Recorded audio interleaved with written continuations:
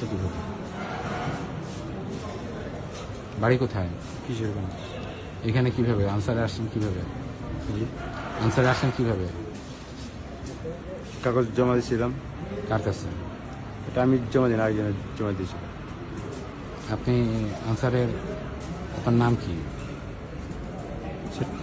আপনার নাম কি? আমার নাম আজিজুল হক। আজিজুল হক। আপনার কার্ড দেখি একটু।